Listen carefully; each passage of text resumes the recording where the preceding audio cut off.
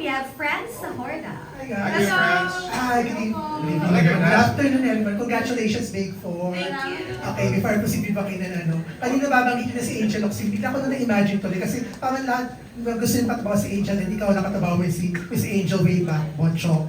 So parang na-imagine ko tuloy na parang family drama kayong apat with Miss Angel Locsin. So, magandang ano yun. Anyway, may question would first with Crystal. Okay, habang nasa loob ka ng bahay, lahat ng tao dito are raving about their performance sa What Lies Beneath. Yes! Actually, quoted saying sa Kapamilya Chan, sinabi ni Kyla na you're so good na nahirapan siyang sundan ka. As ano. The question is, can you, may kwento na kung how was the experience of doing What Lies Beneath? And on set ba? Kasi natanong ko yung kay Ryan at kay kay Eliza kanina. Ikaw yun ba? Alam mo ba at that point kung sino yung killer? O nung pumasok ka na PBB na alam mo naman kung sino yung killer ng show? Ako po, kami pong young Mabels, alam po namin kung sino yung killer. Kasi po, andun po kami nung ginagawa namin. Tsaka, na-wrong send po yung... na-wrong send po sa amin yung script, pero nalaman din naman po namin kasi sinabi po sa amin ni Direct. But ako po...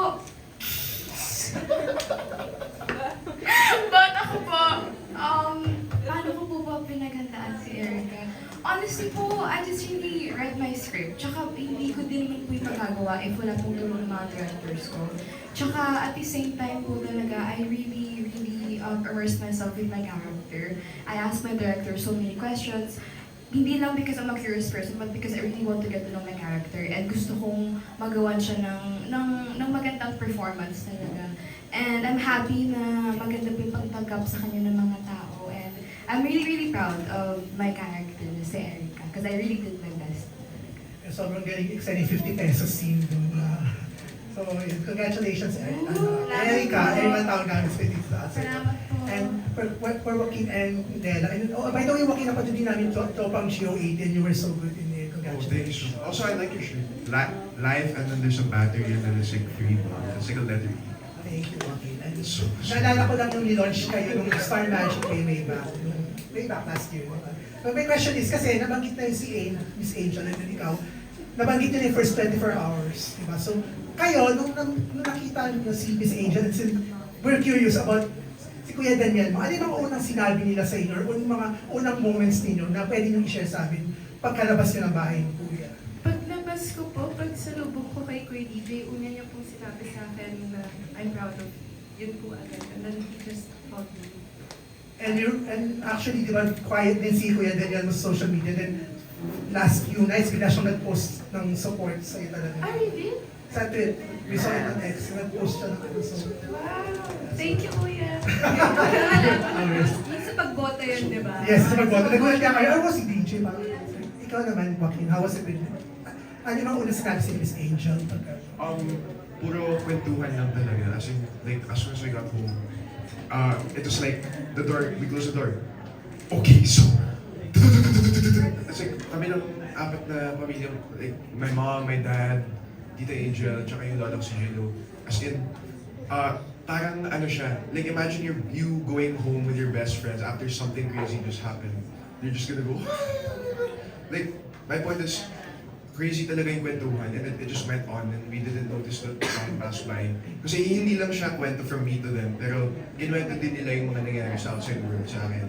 Kasi, ayun, I got out and it's like, masayang event talaga. So it's all like stories, lahat ng kwento na nice nilang ikwento sa akin. Thank you, guys. And tumigan naman, okay, so you've always been known as a very good child actor. Napanood ka namin sa napakanin mo. And I think sa one more time with your and nangitian langit kayong dalawa. Super ka. My question now is, after PBB, how would you want people now to see you, to look at you? Kasi syempre, kumbaga, iba na to eh. Parang nung pumasok ka to Vogue. So how would you want people now to know or to look at you now? Yun nga po, kagaya po sinabi niyo, matagal na po ako sa industriya po. So, ang nakikita lang po nila is mga show ko po, yung mga characters ko po. But now po, siguro nung papasok ko ng PBB, siguro ang gusto ko pong makita po nila sa akin is si Miguel naman. Si Miguel Vergara naman po. Hindi po yung mga characters niya, just me po, and how I grow inside the house. Kasi yun nga po, kagaya ng sinabi ko, habang kinikilala po nila ako, kinikilala ko din po yung sarili ko. So siguro yun na po yung gusto kong makita po nila sa akin dun sa PBB is kung sino si Miguel. Okay, last na lang. Kasi ngayon, syempre, uso yung mga shipping, mga love-team, mga ganun-ganun. Hindi ko alam kung gusto niyo magka-love team or not. For if ever given a chance, sino yung gusto niyo maka-team up for a project? Kaya hindi naman exactly love team, maka-team up na, maka-pair na. Yes. Pwede teen husband, pwede husband, pwede pwede na story. Pwede kapuso. Pwede sa kapuso kung gusto niyo. Let's go, Miguel. Go, Miguel! Lahat kayo. Oh, ikaw na, Go, Miguel. Tama. Miguel. Guys, ang sikita ko is mag-isip yung tanong. Sige mo. Siguro ano po, ayun, si... Let's go, Miguel!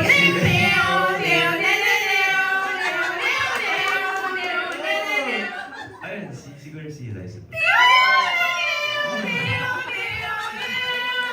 No way!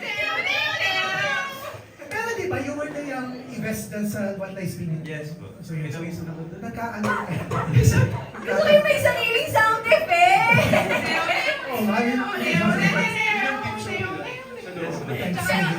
And how about you naman? Okay, sino na next? Go. Sino gusto niyo maka-team up? Hindi necessarily love team kasi baka mabash tayo or anything. Pero sige. Ikaw, Crystal. Ako po kahit sino naman po talaga. I'm really open to be working with anybody naman po. Tsaka kung sino pong ibigay sa akin, yun. I think ay mapaghahandaan lang po namin dalawa. Pero question lang, kasi nakita ng mga tao, sobrang galing, no? Even si Miss Gladys was acknowledged you, ang galing mo magkontrabida. So, game ka ba, willing ka ba if ever magkaroon ng chance na maging ikaw ang Clara ng bagong generation? Na Gen Z Clara. Of course, opo. Tsaka super natuwa po ako nung sinabi ko sa akin ni Miss Gladys yun. Super, I feel so honored po talaga. Kaya, of course, okay talaga. Tsaka syempre may pressure po na kasama yun kasi if ever pangatong parang Clara na po yun. Tsaka po yung pinagkagalingan po ng mga parents. Magagaling ng mga artista po sa Pilipinas. But if may bigay pa po sa akin yun, gagawin ko po talaga yung best. So, kung ikaw si Clara, sino sa tingin mo pwedeng maharap? Caprice! Caprice. Or Jana. Yes, and John sa Lavender. Actually, Caprice and ano nga, maharap na. How about you, Joaquin? Ano yung look for na pwede mo maka-love team, maka-team up, kung hindi ka... Maka-team up. Honestly, like, I've said this like a couple times before, pero like as an actor, like with the art, you'd want to work with as much people as possible. Kasi iba-iba talaga yung mga experiences. Me personally, I'm good with anyone, but you know, it's management decision. But if you were to ask me, right now, I want to team up with Miguel. Because he's such a good actor. Miguel is such a good actor. He's so handsome. I'll take that. Thank you. How about you, Lela? Honestly, wala po talaga akong specific person in mind. But yes, I'm open to work with anyone. If sino po yung makitaan nila na, if yun nga po, based po dun sa question yung ka-coordinate or the team up. Well, kung bahala na po sila. Ako, I'm just here to work. I just wanna help. And you know, parang interesting to see you and Daniel sa kung ano man next project ni Daniel. Kasi parang interesting kami makita paano on-screen dynamics. Yes, that would be fun. Pero ako po parang, kung hindi ko pa po kaya makipagsabayan kay Kuya. Gusto ko muna mag-practice. Parang ganun din yung thoughts niya on working with Miss Angel. Parang, but anyway, congratulations guys. Thank you. Super deserving. Thank you so much, Kuya Francis. Nice shirt. Thank you po. Thank you so much po. Thank you. Now, let's have Miss Janice Navida of Bulgar. Hi, Miss Janice. Hi! Hello Question po. ko na kay Joaquin. Hi. Kasi Joaquin, isa ka sa mga most controversial housemates. Oo, isa sa mga issues na ibinato sa'yo nung nasa PBB house ka pa and paglabas mo is yung pagiging Bipo baby mo daw. Your reaction to that? My reaction to that? Well, it's true that, you know, my parents worked hard for where they are right now. And I can't really, you know, wala akong magawa dyan. So, but what I can control is whether I want to take advantage of that or not. And ang masasabi ko lang talaga is, gusto ko talaga gamitin yung hagdan, hindi yung elevator. I want to work hard for where I want to be. I want to work hard for where I want to be, and I want to deserve what I have. Because, yeah, So yeah, I want to work hard for where I want to be. I want to deserve what I have because I think I don't want to wear like yung analogy for that is like oversized clothes siya. So yes, pwede ko naman siyang kunin if given the choice, but hindi naman siya kasya sa akin, di ba? I want to, work out to fit in those clothes. I want to work hard for my spot. Thank you so much. So aware ka naman na isa sa mga criteria ng PBB is yung true voting.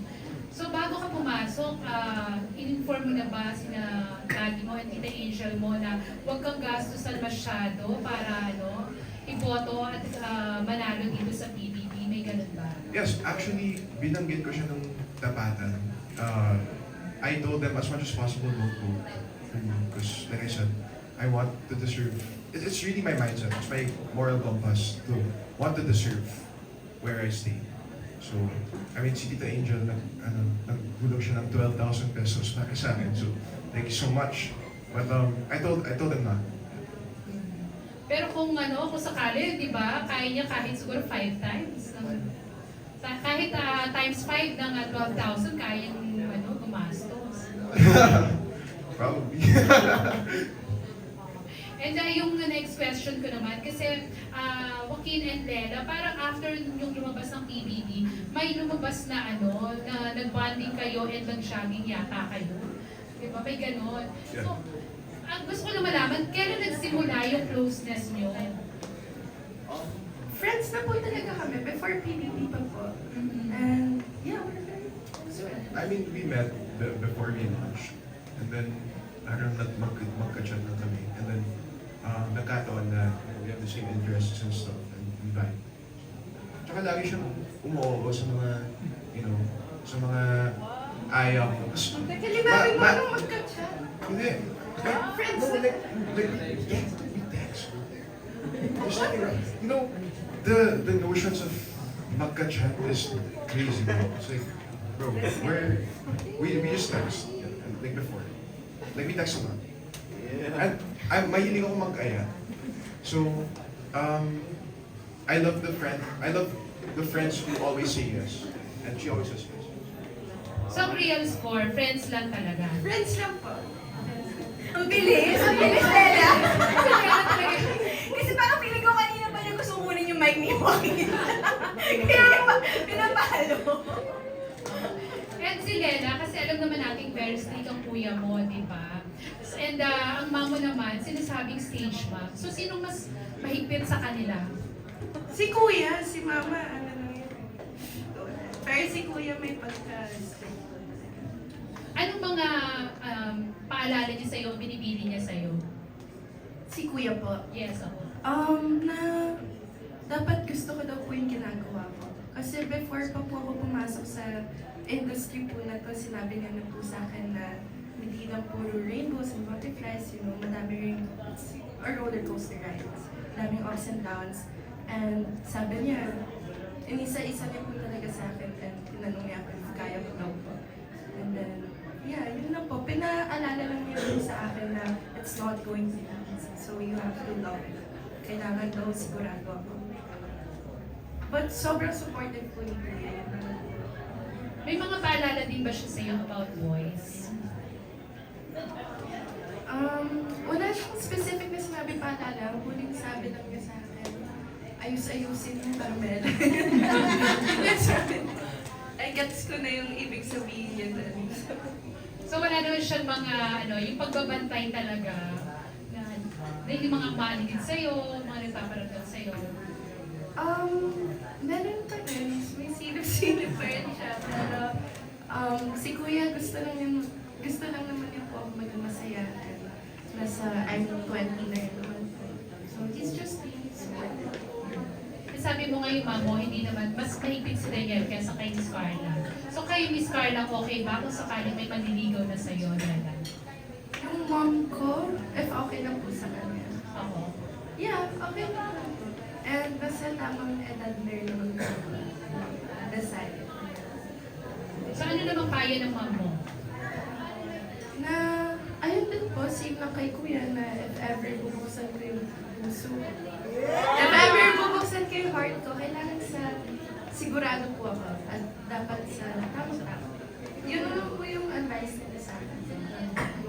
Amen. What? I mean, Sino kaya sa yung unang magkaka-boyfriend? Charot! si Miguel. Wala, bawal si Mama. Bawal ni Mama. Si Miguel yung mga girlfriend. Ayan, thank you, Lena. Thank you po. Thank you, Mata. Thank you. Okay, ituloy na natin yung ngayong pinag-uusapan na natin ng inyong famous parents or kuya dahil related dyan itong next question from Pauline Pascual of Daily Tribune. This is for Lela and Joaquin. What's one misconception people have about you just because you have a famous parent or kuya? Misconception na gusto nyong itama. Na we get everything we want. Because we really don't. Ano yung isang bagay na ano, sige Lela, mag-share ka kahit isa lang. May isang bagay ka bang gusto sana makuha pero hindi mo nakuha? Isa na, wait. Habang iniisip mo yan, sige, dito muna tayo kay Joaquin kasi medyo mahirap nga namang ano, sagutin yun. But it's like Misconception. misconception. I don't know. There's a misconception about yung Nepo babies for it being bad. And while there are people in this world who have gotten their place from an unjust position, it's unfair for people like me and when yung mga kamag-anak namin, they got it through through the right way. They got it justly. And like, there's a misconception about the word Nepo baby. Tulad ng sinabi ni ate kanina na being a Nepo baby is bad. And para sa akin, totoo na Nepo baby ako. Totoo na, my family's influential in a way. But that doesn't mean it's bad. I got bashed for being a Nepo baby when it didn't even have an effect on me as a person. Like, that's true, I grew up that way, but I just want to clear it out that it's not bad. Nagkataon lang na I grew up that way. And I grew up with those parents, but it's not bad. It's really not bad. It's bad if it's, if they got what they got from, corruption or from those bad ways, which my family was never involved in politics in the first place. So, it's bad when it's like that, but, it's not bad when they were for it. Oo, kasi nga dun na ko-connect usually yung term na Nepo baby. Yes. Especially last year, di ba? Pag sinabi Nepo baby, anak ng mga korakot, ganon. Pero may iba pong meaning din naman. Meron din mga Nepo baby na hindi naman anak ng mga korak. Oo, nagkataon lang, di ba? At hindi rin nila kasalanan na yun yung parents nila, dun sila lumaki. So may kinds. Let's categorize yung Nepo baby na term. Okay. And Lala, going back to you, meron ka na ba naisip na? Kasi you said, isa sa misconceptions about Nepo babies, may parang nakukuha niyo lahat ng gusto niyo. Pero actually, hindi naman. Ako po, siguro, yung kagustuhan ko sumali ng PBB. Gusto ko talaga magsimula from the bottom at paghirapan yun. At gusto ko din talaga makilala ako ng mga tao. Sino ako? Hindi lang si Carmela, but sino si Lena. Yun po talaga para, it's a good stepping stone rin po kasi for me. Ang dream ko po talaga ay maging isang mahusay na actress. So, paano ako magsisimula? So, I had to do something. I had to get out of my comfort zone and push my limits and I had to push my limits to be able to reach my full potential. So, ang pagpasok po ng PBB for me, it's a really big step po talaga for me. Kasi if kilala niyo po ako outside, sobrang mayayain ko lang po talaga. It's not something na papasukin ko po, but I still did for my kids. Para sa Yes. So, akala ng lahat, misconception is, kapag Nepo baby, gusto mo maging sikat na artista, magaling na actress, makukuha mo agad. Pero, ikaw, you proved na, hindi, dadaan ako sa tamang proseso, gagawin ko yung ginagawa rin ng ibang mga big stars ngayon, di ba? Nagsimula rin naman sila sa PBB, from nothing. And, ngayon nga, andun ka na, you're on the path to achieving your dreams, or reaching for your dreams. Okay, now let's go to our next question. Do we have time for... Last na? Last na? Okay, so dahil last na to guys, we want to know kung saan ba namin kayo pwedeng abangan? Ano ba ang mga projects na dapat abangan? Or kung wala pa sa ngayon, kasi nga medyo fresh from the house pa kayo, parang over 2 weeks pa lang, ano yung mga gusto niyong gawin na pwede naming abangan din sa inyo? Mga dream projects. Abangan ka namin, Miguel. Yes, sir. Abangan niyo si Miguel sa mga Si Miguel, Vergara. TikTok. Hindi, sige. Miguel, you go first. Ano yung mga projects na gusto mong gawin? O meron ka bang nakahanda na? Yun po, mga guestings po, mga workshops, and sana in the future may project din. So, Okay, ano yung gusto mong gawin para yun yung abangan ng fans ni Miguel? mga guesting po, and then, naging active na ako sa TikTok. Uy, yun na nga! Hinahanap po ako dun, so naging active na po ako slowly. Tapos, yun po, mga guestings, ano pa ba? Workshops, mga dance prod, Wow! mga kakanta po. Okay. How about you, Joaquin?